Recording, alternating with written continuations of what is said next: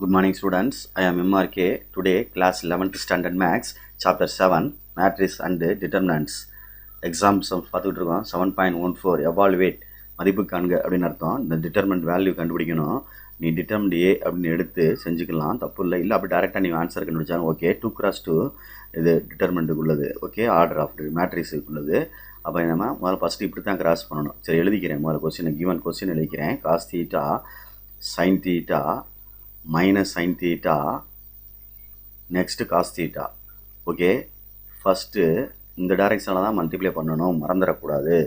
அப்போ மல்டிப்ளை பண்ணால் cos into cos cos square theta, cos into cos cos square theta. அடுத்து opposite direction போயில ஒரு மைனஸ் போட்டுக்கிறணும். சரிங்களா? அப்போ ஒரு மைனஸ் இங்கே போட்டுக்கிறேன். இப்போ sine theta into sine theta sine square theta plus into minus minus sign square theta நான் இங்கே மேலே வருது இந்த சைடில் மல்டிப்ளை பண்ணால். அப்போ இது சேர்ந்துச்சுன்னா ப்ளஸ் என்ன வந்துடும், சைன் ஸ்கொயர் தீட்டா. ஓகே, இப்போ ட்ரிகனாமெட்ரி ஐடென்டி படி sine square theta plus cos square theta equal to 1 அப்படின்னு சொல்லுவாங்க.